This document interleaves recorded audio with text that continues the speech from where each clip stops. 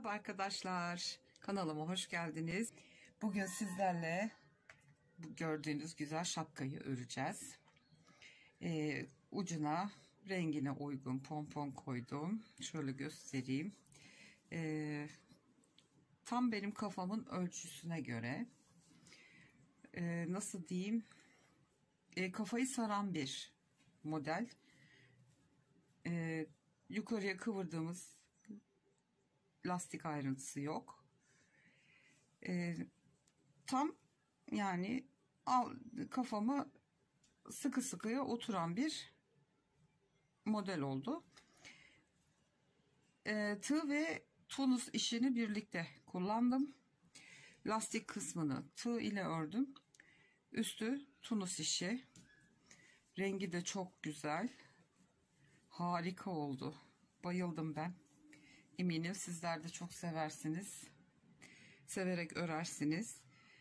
Şimdi bugün bunun krem rengini ve bir tık kalın iple olanını yapacağız. Ben lastiğini tığla ördüm. Bunu Alize midi ile örüyorum. 170 metrelik bir ip ve 5-7 numara şiş, 2 ve 4 numara arası tığ denmiş. Açıklamasında benim şöyle bir tane tunus tığım var, misinalı, tek taraflı, ucunda şöyle metal bir topu var. 3,5 numara bu, ama ben tunus işini biraz gevşek örüyorum, yani böyle kalın yünlerde. O yüzden de gevşek tutarak ördüğüm zaman tam olacaktır diye düşünüyorum. Şu lastik kısmını isterseniz size hemen ufak bir parçada göstereyim nasıl yapıldığını. Ondan sonra hemen örgümüze başlayalım. Onu da şöyle hemen, bebe ipim vardı, Nako Elite Baby, onunla göstereyim. 3,5 numara tığ ile yaptım bu kalınlıktaki ipi. Bunu 3 milimle, bebe yünü biraz daha ince ve yumuşak. 12 tane zincirden yaptım. Bu da öyle, bu da öyle. 12 tane zincir çekerek başladım. Zaten çoğunuz biliyorsunuzdur bunu. Yani sık iğneden yapıyoruz. Hemen şöyle şu kadar zincirde göstereyim hemen. Maksat etrafını, lastiğini nasıl yaptım. İlk zinciri atlayıp ikinci zincirden itibaren sık iğne yapıyoruz.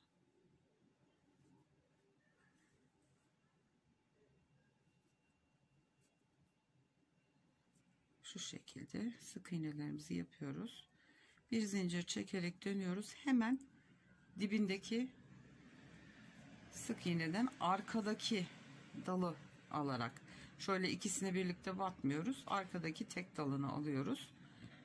O şekilde örüyoruz. Tığ işinde lastiğimizi. En sondakini de o şekilde aldım. Bir zincir çekip döndüm. Yine hemen en dipteki sık iğneden başlayarak arkadaki tek kanadı alarak lastiğimizi bu şekilde git gel yapa yapa, başınızın çevresi kaç santimse o kadar uzunlukta örmeniz gerekiyor. Gördüğünüz gibi bakın, böyle bu şekilde ortaya çıkıyor lastiğimiz. Hep arkadaki dalları tek dalı alarak sık iğne örerek lastiğimizi oluşturacağız. Ondan sonra tunus tığımızla ilmek çıkartıp modelimize geçeceğiz. Evet, bu şekilde oluyor gördüğünüz gibi. Öndeki dalı bırakıyoruz, sadece arkadaki dalı örerek lastiğimizi oluşturuyoruz. Şimdi benim başımın çevresi 56 santim ve ben bunu şöyle ölçüp göstereyim hemen size.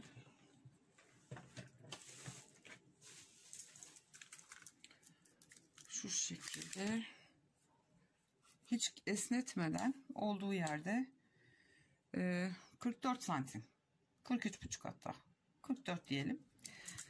Neden bu kadar yaptım? Çünkü çektiğimde bayağı bir esniyor. Ve ben başıma bol gelen şapkayı sevmiyorum. Yani takribi bir 10, benim 56 ise en az bir 10 santim eksiğini yapın. Çünkü böyle esniyor. Şimdi lastiği ördük, bitirdik. İpliğimizi kopartmıyoruz. Ve buradan şu ilk ilmeğim sayılıyor. Ben başlarken şu ters gibi görünen örgülerin içinden bir tane battım. İlmek çıkarttım.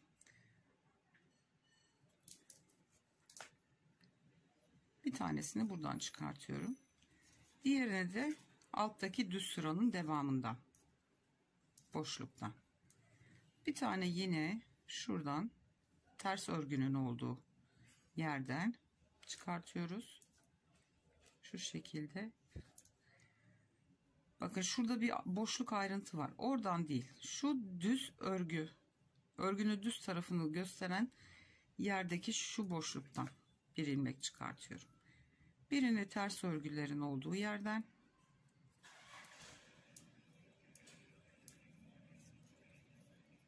ipliğin katına takıldı. Birini de bir sonraki düz sıranın olduğu yerden. Bu zincir çekerek döndüğümüz son ayrıntı olduğu için oradaki boşluklar büyük. Oralara batmak istemedim. Bir ters örgünün olduğu yerden, hemen yanındaki düz örgünün olduğu yerden. Hep tepe noktalarından bata bata birer tane bu şekilde ilmek çıkartıyoruz. Sıra sonuna kadar. Evet, ben bütün ilmeklerimi çıkarttım. Şimdi gördüğünüz gibi. Şimdi ilkini tek, ondan sonrakileri hep 2-2, sıranın başına kadar hepsini bu şekilde toparlayalım. Evet, ilk sıramızı komple başa kadar geldim. Şimdi şu kenar ilmeği şişteki ilmeğimiz. İlmeği aldım ve arkaya batarak çıkarttım. Bir tane doluyoruz. Bir atlıyoruz şimdi. Gene arka tarafa geçiş yaparak ilmeğin içinden çıkartıyoruz. Bir tane doluyoruz. Bir atlıyoruz. İkincisine batıyoruz. Bir tane doluyoruz. Bunu atlıyoruz. İkincisini ilmeği alıp şu aradaki boşluktan arkaya batıyoruz. Bir doluyoruz. Bir atlıyoruz. Bir tane batıyoruz. Doladım. Atladım. İkinciye battım. Bu şekilde bütün ilmeklerimizi, tabi dolamayı unutmayalım. Bu şekilde bütün ilmekleri toparlayalım. Evet, sıra sonuna geldim. Şimdi tek sayı olması gerekiyor bu örneği kurmak için. Demek ki ben çift sayı atmışım, saymadım ilmekleri ama normalde dolayıp ilmekten geçtim. Şurada son bir tane kalması gerekiyordu. O yüzden şu ortadakini atlayacağım. Dolamadan yapıyoruz bu işlemi. Ve şu sondaki 2 ilmeği alıyorum. Yani şöyle 2 tane arada doladığımız ip olmadan 2 ilmek yan yana olacak. İlkini alıyorum şimdi. Ve sırasıyla bütün ilmekleri, doladıklarımız da dahil, bu şekilde toplaya toplaya gidiyorum. Ben biraz bol örüyorum. Tığım numarası küçük diye bu şekilde bütün sıra boyunca ilmekleri toparlayacağız. Evet, ilk sıramızı ördük. Şimdi gördüğünüz gibi şu doladığımız ilmek, şu da içinden batarak geçtiğimiz ilmek. Şimdi bu ilk kenardaki, yine şu ilkine batıyorum, kenarda 2 ilmek olsun diye. Şimdi doluyorum. Şu doladığımız ilmek, bunu atlıyoruz, şimdi gene buna batıyoruz. Doluyorum. Doladığımız bu ilmeği atlıyoruz. Yanındakine batıyoruz. doluyorum. Şu doladığımız ilmek, bunu atlıyoruz, buna batıyoruz. Hep aynı şekilde olacak bundan sonrası. Belli ediyor zaten kendini. Uzun olan, batmamız gereken, şu arada kısa kalan, bir önceki sırada doladığımız. Bunu atlıyoruz, buna batıyoruz.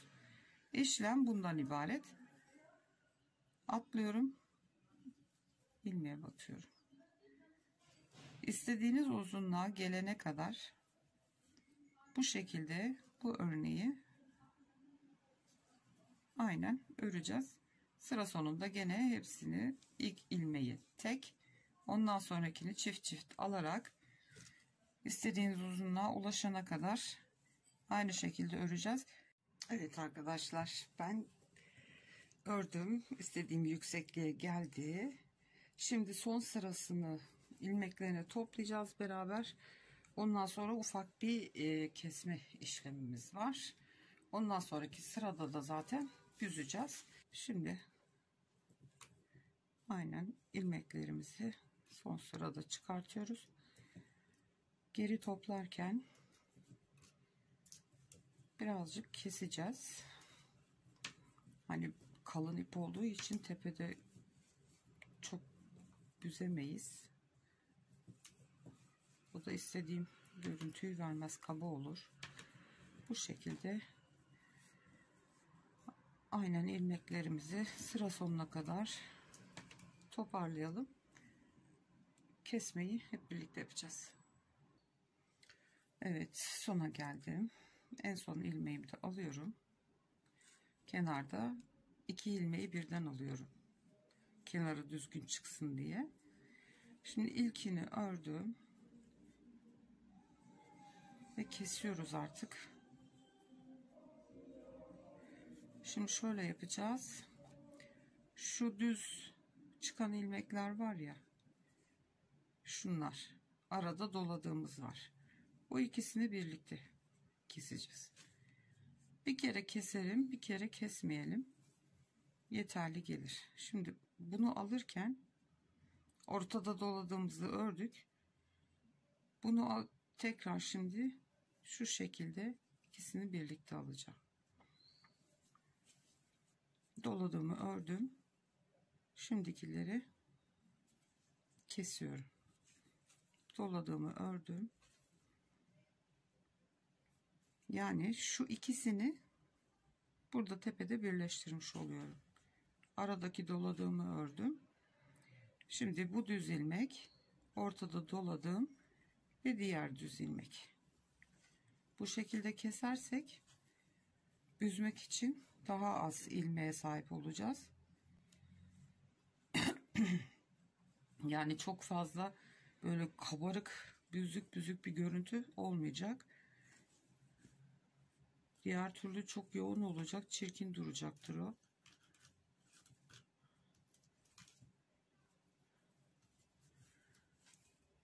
Doladığımı örüyorum bir kere, ondan sonrakini alıyorum.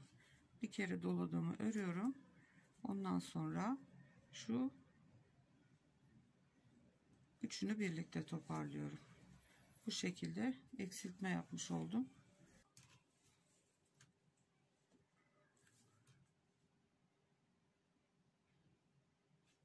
Evet, bu sonda doladığımı örüp şu son 2 ilmeği birlikte kesebiliriz. Evet. Ve son ilmeğimde ipi birazcık uzun bırakarak kesiyorum. Şöyle. Şişimi çıkarttım.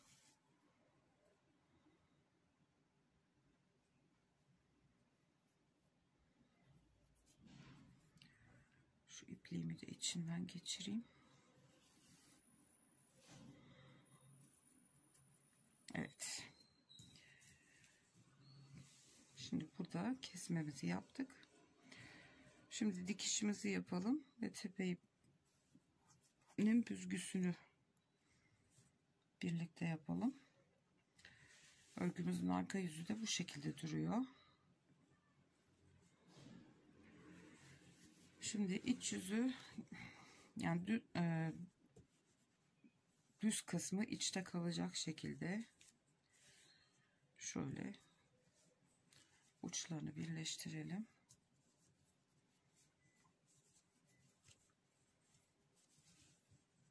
Şimdi şu yan dikişini dikeceğiz.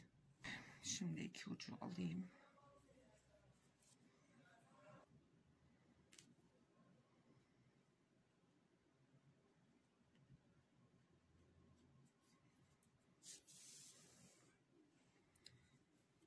Şimdi dikişimize nasıl yapacağız?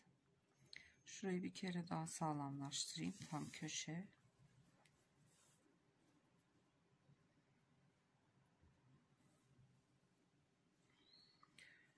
Evet.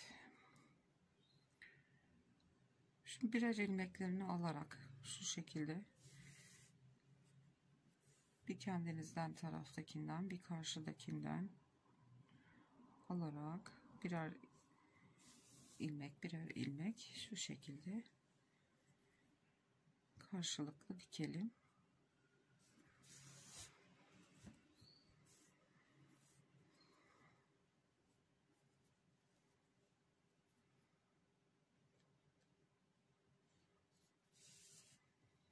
Burasını tığla ördüğümüz için şu şekilde V şeklinde ilmekler görünmüyor tabii ki.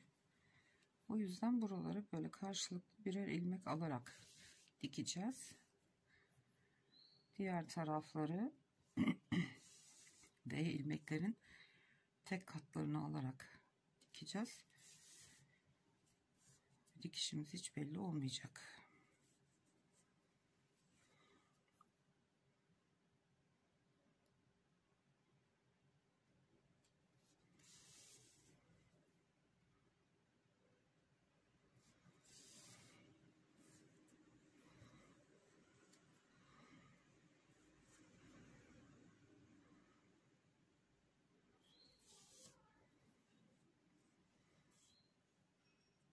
Evet.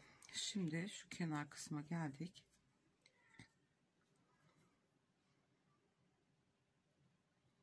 Bu taraftan göstereyim ben size. Şöyle karşıya geçeyim.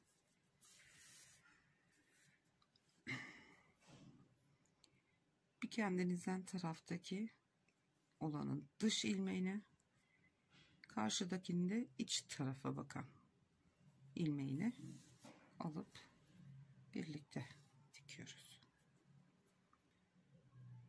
Buradan bize bakan taraftan dıştan, karşı parçadan iç kısımda kalanı alıyoruz. Yani en dışta kalan şu dallar, katlar açıkta kalıyor. Sırf içteki katları kullanarak dikiyoruz. Şöyle yakınlaştırayım iyicene.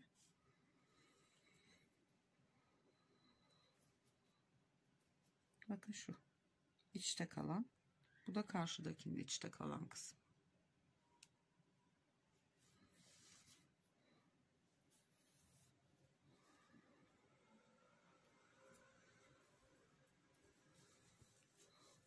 Bakın şöyle incecik bir görüntü oluyor. Belirsiz bir şekilde. Evet, şu son kısmı şöyle bitirdiğim uç ilmeği sıkıladığımız yerle şöyle bir kere daha geçeyim üstünden.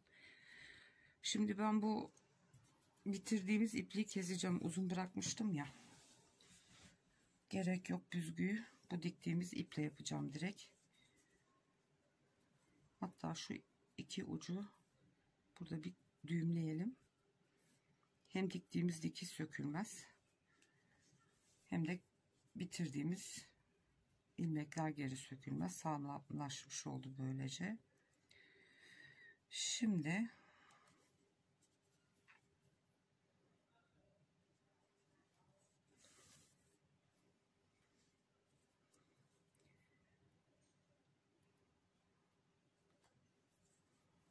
şu son sıranın bitimi, aradaki boşluklardan belli mesafelerden şöyle rastgele, çok fazla uzun aralıklar olmadan Şöyle tel yapar gibi boşluklarımızdan batıp çıkalım.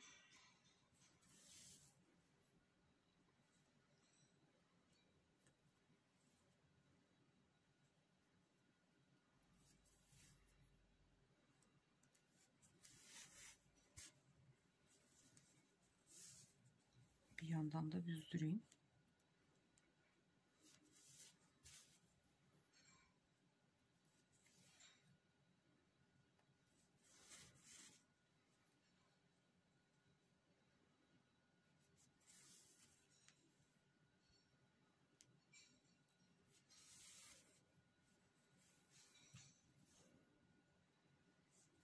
Tığ ve tunus işinin karışımı oldu bu da. Çok da güzel oldu bence. Yün karışımlı iplerle ve biraz kalın bir tığla, benim elim gevşek Allah'tan tunus işinde. O yüzden sıkı bir örgü olmadı. Yani örerken de mümkün olduğu kadar bol tutmaya çalıştım. O yüzden de gayet güzel oldu. Evet. İpi dolandırdım şimdi. Yavaşça çekiyoruz. Alizemi de kullanacaksanız ipi asılabilirsiniz. Çünkü kopma yapmıyor. Sağlam bir ip. İçinde %25 yün karışımı olduğu için kışlık örgülerde çok güzel oluyor alizemidi. Evet, mümkün olduğu kadar boşluğu kapattım. Şimdi ipi çektiğim yerden tutuyorum. Şöyle bir iki sefer şöyle karşılıklı bir iki dikiş atacağım ki büzdürdüğümüz örgü geri sökülmesin. İki kere dolayayım iğnenin üstüne ve düğümümü atayım. Evet, şöyle ucunu azıcık uzuncana keseyim, geri sökülmesin. Evet, dikiş işimiz de bitti. Şöyle şapkamızın önünü çevirelim. Evet, dikiş yerimiz burası, görüyorsunuz, belli belirsiz. Evet, şeklimiz bu. Şimdi şöyle yeşilli ebroli bir pomponum var, onu da tepesine geçireceğim. Şu tınıs tığımla hemen takayım onu oraya.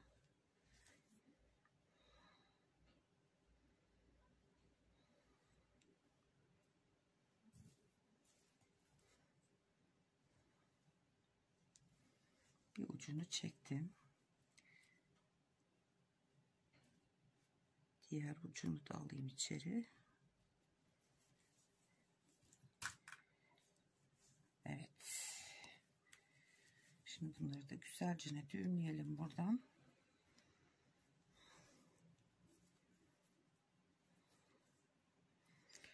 Pomponun iplerini kesmiyorum.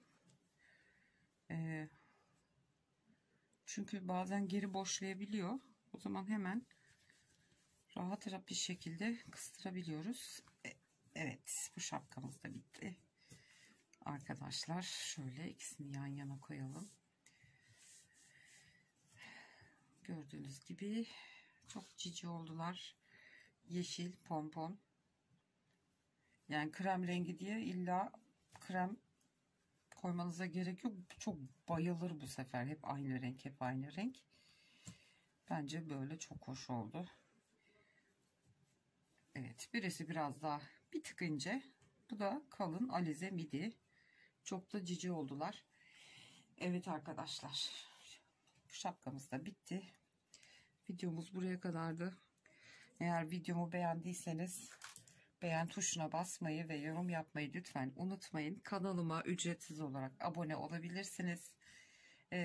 Yanındaki zil tuşunu da aktif hale getirip tümünü işaretlerseniz kanalıma yükleyeceğim videolardan anında haberdar olabilirsiniz.